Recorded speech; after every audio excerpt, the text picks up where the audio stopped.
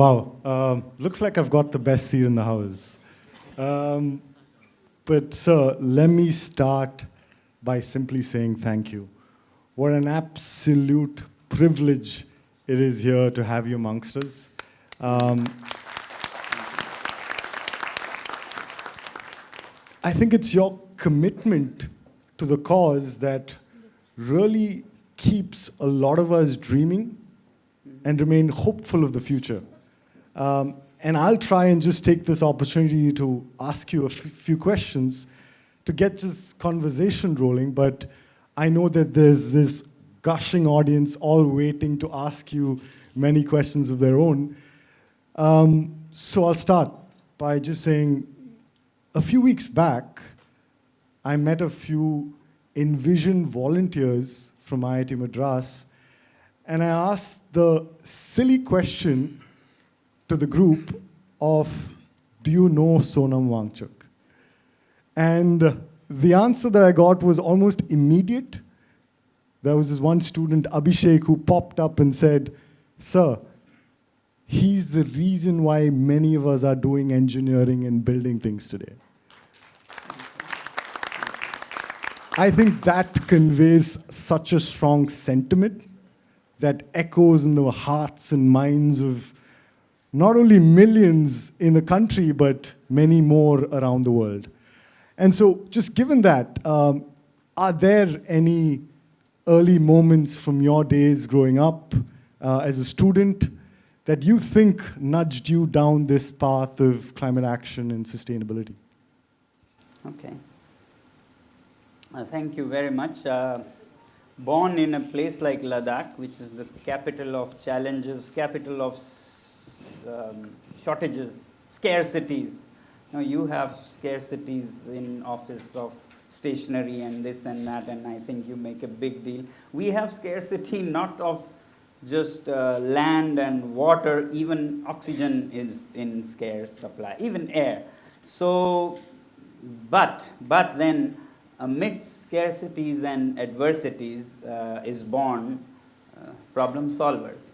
So therefore, these challenges can either kill you or make you much stronger and responsive to this. So all these things from childhood help me.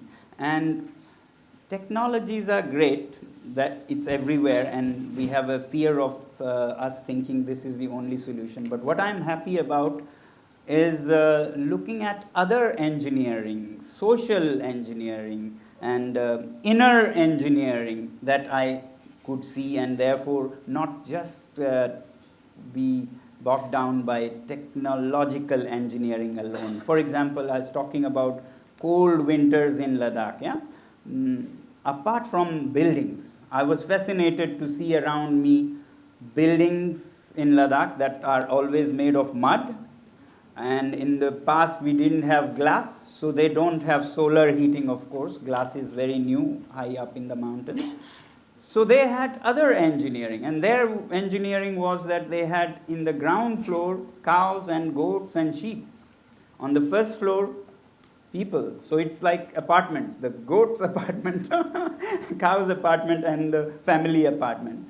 And somehow in those days we were made to feel primitive about it. These tribals, they live with the animals on the ground floor. Then I started thinking, but this is such a beautiful idea. The animals, you know, with their 300 kg bodies, the cows and yaks, they release a lot of heat, which is used by the upper floor. And the upper floor, the people cook and heat, and that heat goes to the ground floor to the animals. Such a beautiful design, and the walls that are made of earth are insulating. It captures it all. But unfortunately, with the so-called modernization and demonization of traditional cultures, they were made to finally separate the two. Yeah? You're too primitive, too tribal, too backward to live like this, and many people separated. And then I saw each were suffering. The people were shivering, and elder people with their knees and all that, and the animals were suffering. whereas this was a symbiotic relation. Yeah?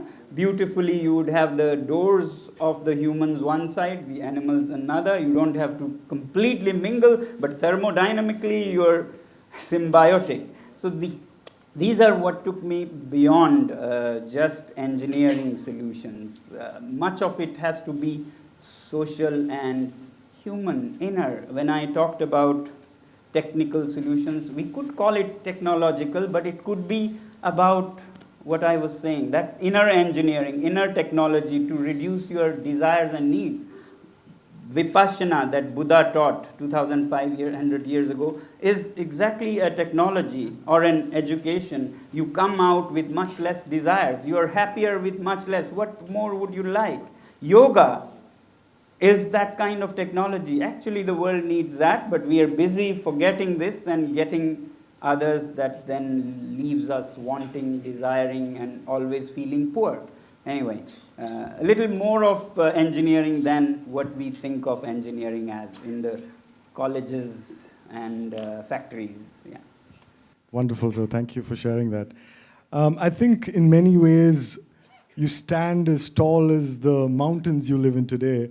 What are your thoughts on the development of these regions, and how can we really ensure sustainable growth while being, in some sense, mindful of the local community that call it their home?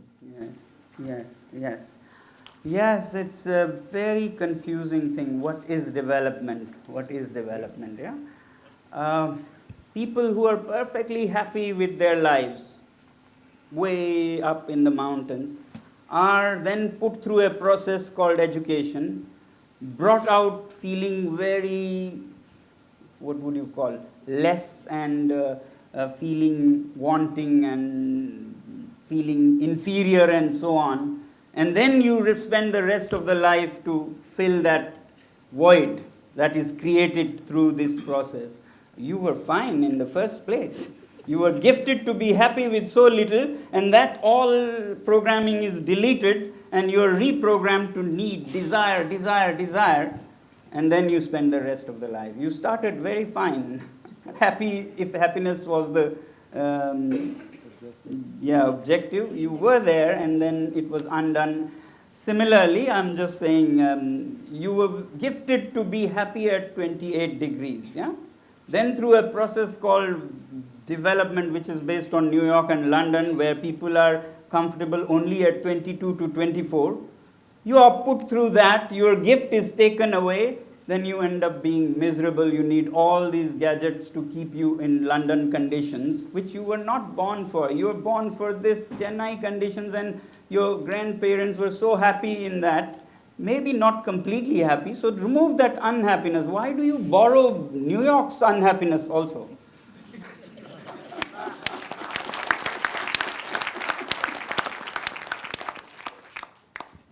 I think you captured it so well.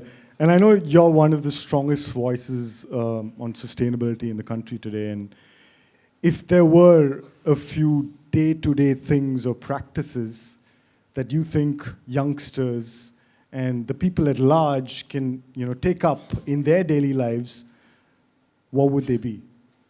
Yes. Before that, I'll add to that the last question and how people live in big cities. Nowadays, one of the biggest challenges in Ladakh is there's going to be a huge power plant in Ladakh, 13 gigawatts. And it's my favorite, solar. So I shouldn't be complaining. But the only problem is that it's being done in a way that there'll be too many side effects, like the shepherds who graze those lands and produce the world's finest fiber, gold of fiber, pashmina or cashmere. They'll be killed forever. They'll be decimated forever. Huh? That's a sacrifice. That's a huge sacrifice. And I would still say, for my nation, anything. Then I come to Delhi and see people with 18 degrees and 45 degrees outside, sleeping with heavy quilts that we don't use in Ladakh, in 45-degree Delhi, and that's where our electricity will be going. No, please. That's why then I say, you reduce your demands to half, then half of our land will go, half of our rivers will go to dam and submerge in Himachal, half of the coal pollution, half of everything, if you demands are halved. So that's another reason why I see problems in how people live in big cities, because we are directly affected, not only by the glaciers melting, but also by these huge, world's largest solar power plant will come. But if it went to save patients on health machines, operation tools, etc., I'd be happy. But it's being squandered away to further damage the planet. Yes. Oh, by the way, what was the part in the... In some sense, trying to ask if there are few suggestions or day-to-day practices. So the suggestion was half your demands at least. I think And every... that's a beautiful way to put it. And every few years, what is it? Murphy's Law, no? Yep. Halve it, don't double it. Double the capacity of your chips, but half the demands of your life. Then we'll be happy up there in the mountains also. Thank you. Perfectly put, sir. That should be progress, The day people say, I have learned to live with just 4 pairs of clothes. That's amazing. That should be your role model. And then suddenly somebody will come and say, they have mastered 3 pairs. Oh, wow, we have to compete. Not DeepSeek has come from China, so what about India? India gives the way to live on 2 pairs of clothes. Yes. That is what the world needs. I'm reminded by the quote of Mahatma Gandhi, and our professor says this very often, that God has made everything for man's need, but not for man's greed. Yes. And you put it so perfectly in the words that you shared. Exactly. The same Mahatma Gandhi said, if United Kingdom needed the whole planet to make it the Great Britain, imagine Great India would take 5 planets. And we know those are the boundaries. There are not. So the answer at the back of the mathematics book is already there, not possible. Yet we are doing it. True story. I'll just ask one last question before we open it up to the audience. And I request the audience to just line up at the mics that we have placed if you do have questions. We'll try and keep it very brief and just one question, please. But my last one to you, sir, is, and I'll just pull the cat out of the bag for this one. What are your thoughts on the 3 Idiots movie? And if there was, say, one message that you'd like people to take away from the movie, what would that be? Movies are great. Many movies have great messages. Good that it teaches you to follow, your passion, your dreams, and excel in that. Wonderful. But I don't like this over-celebration of actors and cricket players in this country. So I don't want to add fuel to that. I just want to say that there's a movie going around you, each of you, and you are the star. Play it well and be the hero in your own movie.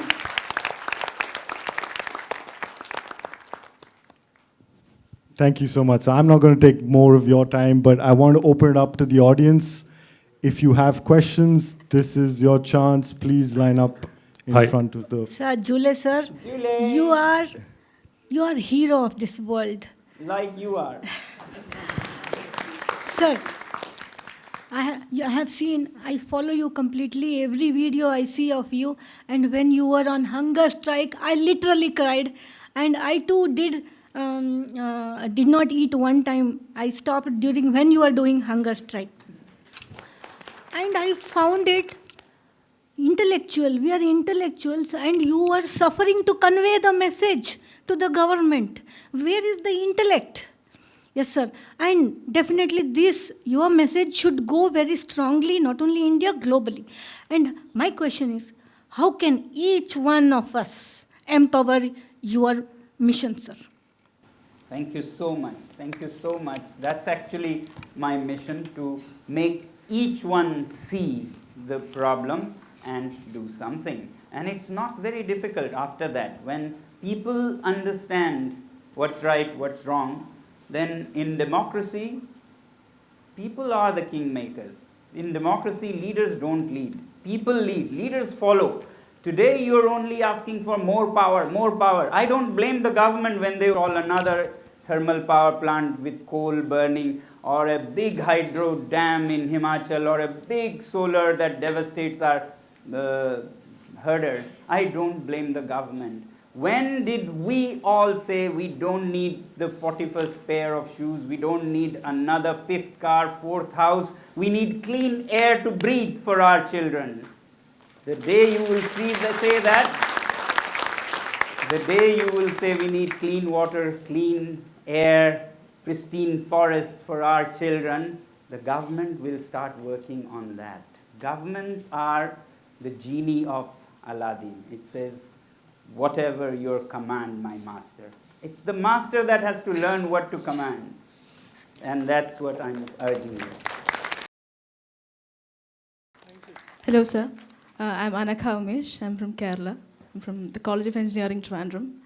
As a student, and I feel like a major change can only be made if each and every person has that feeling in their own hearts. And a change like this can only be made through a proper educational system. So as a student, I would like to hear some of your suggestions as to what reforms can we make in the current system that we have. So I was trying to refer to them. What we call education today is really what was needed at the time of Industrial Revolution. We are just carrying on with that. I was actually amazed to learn from a student of forestry that they are taught still how to cut forests in the best ways. Yeah, it's all about cutting, which is very, very old knowledge that is not going to help us today. So we are taking as education only that, whereas we have others, like I said, Vipassana, yoga, of our Indian wisdom, tradition, and each country and tradition has its own. They were all in harmony with nature. That was the only way they could live. And people were all nature worshippers. Perhaps we have to rediscover, reinvent that. We have to become nature worshipper versions of our religions.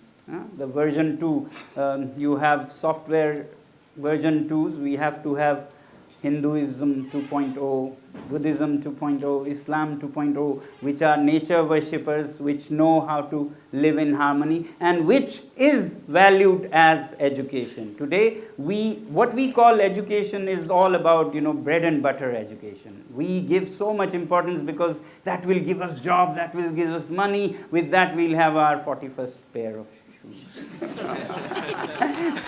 So if you come to terms with that, much of this will not be needed. You could be happy with so little. And we were gifted to be happy like that. Like people in Chennai were gifted to be happy at 27, 28 degrees. But we destroyed that, made ourselves incomplete, and then used machines to. So yeah, we have to redefine education, like I said earlier. We got to big way. Thank you, sir. Thank you.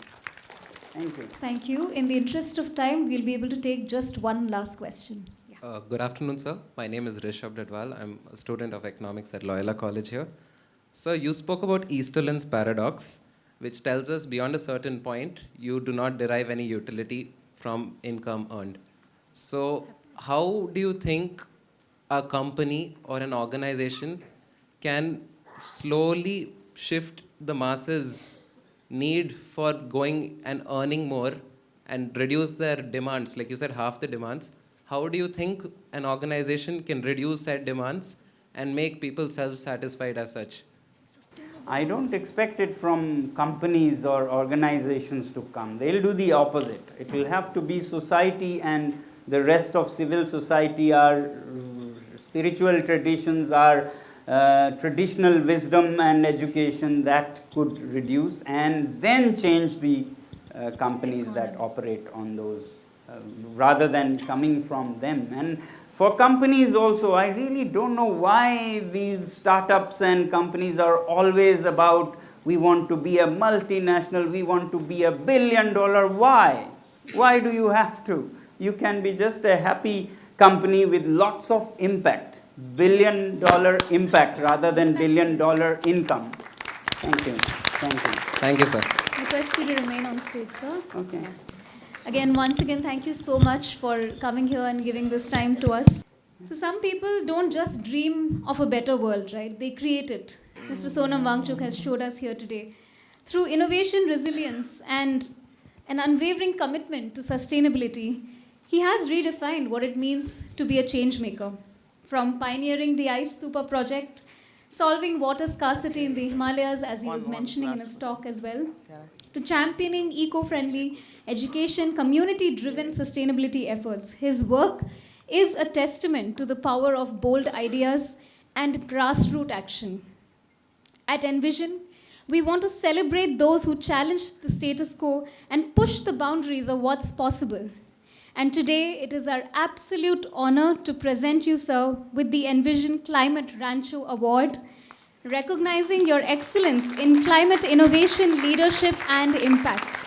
And to present this award, I invite Professor Ashok Junjunwala, former president of ITM Research Park and founder chairman of ITEL, to deliver this award to Mr. Sonam Wangchuk. Can I have a huge round of applause? I think, as mentioned by Anson and has been Mahatma Gandhi 100 years back, exactly 100 years back, made the statement that the world has enough for everyone to live, but not for their greed. And I think he has tried to emphasize that. And I would sort of say this whole thing starts with the upper middle class, and all of us belong to the upper middle class. We are the one who are running after something, and when we run after something, the rest follow.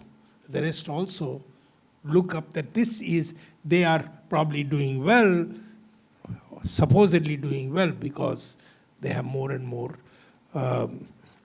they have more and more, and they desire more and more. So I think nobody could have today expressed this better. And he is a symbol today talking about it, that we don't need as much. We certainly don't need all this to be happy. Thank you, sir, for conveying this message. I do hope this audience who says that we are greatest fan really understand and try to follow and not do the damage that we are doing.